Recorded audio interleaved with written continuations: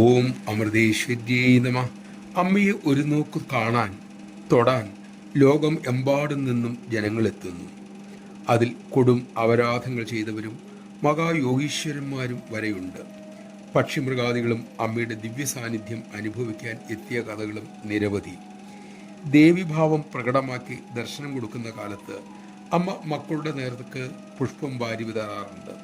അതിനമ്മ പറഞ്ഞു, മക്കളിലെല്ലാം അമ്മ കാണുന്നത് അമ്മയെ തന്നെയാണ്, ആത്മസ്വരൂപമാണ്.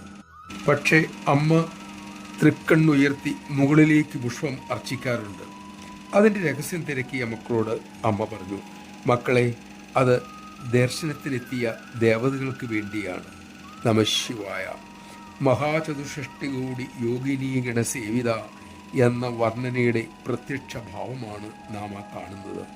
അനേക കോടി യോഗിനികളാൽ സേവിക്കപ്പെടുന്ന മഹാദേവിയാണ് അമ്മ. ആ സത്യം ഹൃദയത്തിൽ ഉറപ്പിക്കുവാൻ നമുക്ക് സാധിക്കട്ടെ. അതിനായി അമ്മ തന്നെ നമ്മിൽ കൃപ ചൊരിയട്ടെ.